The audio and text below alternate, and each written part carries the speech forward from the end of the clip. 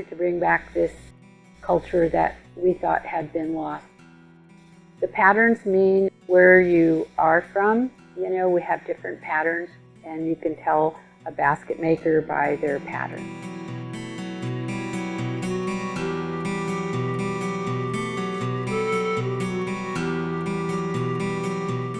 I'm Sandra Chapman. My sister and I always wanted to learn how to make baskets, so we started gathering our material, which we did that for about 7 years. And then we were in Seba. So then I went to Florence Brocchini, and she taught me how to twine.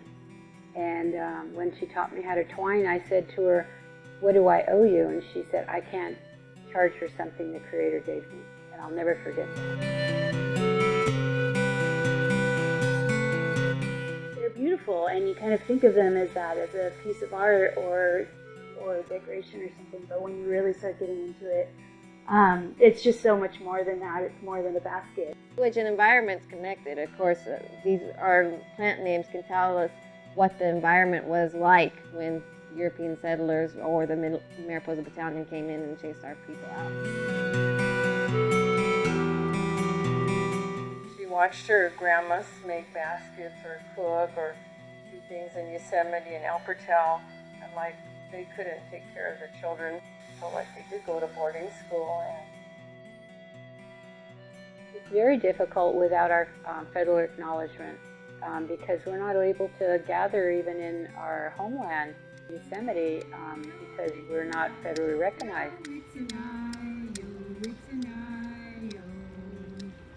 It's not like we're just sitting around gathering plants all the time. You know, we have jobs and computers, and we're part of the outside world as well. One project that we're doing in collaboration with a bunch of folks to restore the Mariposa Creek Parkway access these materials that haven't been hit with pesticides and are going to be under our own.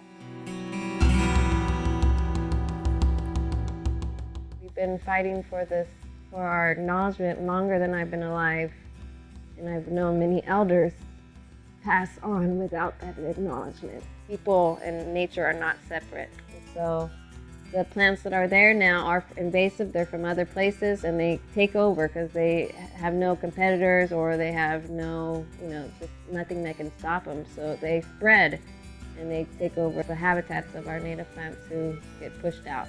So restoring those native plants helps restore the native butterflies, the pollinators.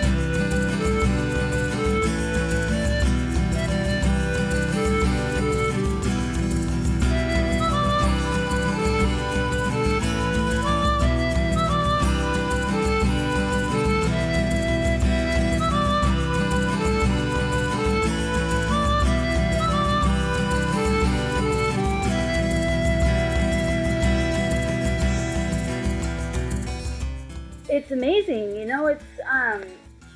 it's something that you can't really describe. Taking something from an elder family member that they learned from an elder and just passing that on.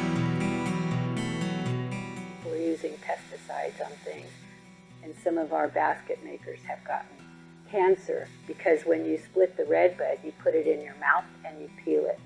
You eat out of them, you carry your babies in them, and you don't want anything to harm them. I wanted to learn how to take care of these plants so we can make baskets. I was raised there, and I wanted to work in Yosemite. I grew up in the ceremony there, and I always was like, well, this is where I want to be. I was a first generation student to go to university and graduate in 2009 from UC Santa Cruz. With environmental studies and economics. Just learning, one, about the materials and the connection to the land, learning about the process and being with other women in your family and your tribe, and the connections that you're making while you're sitting there weaving together and talking about everything. To get my Master's of Science in Natural Resource Management from Humboldt State University. So I did that, and I came home, and I also served on our board as secretary for the Southern Sierra Miwuk Nation. And we want to just make sure that these young people, the young kids know, and they can do this, and it's something that they can keep going for a long time.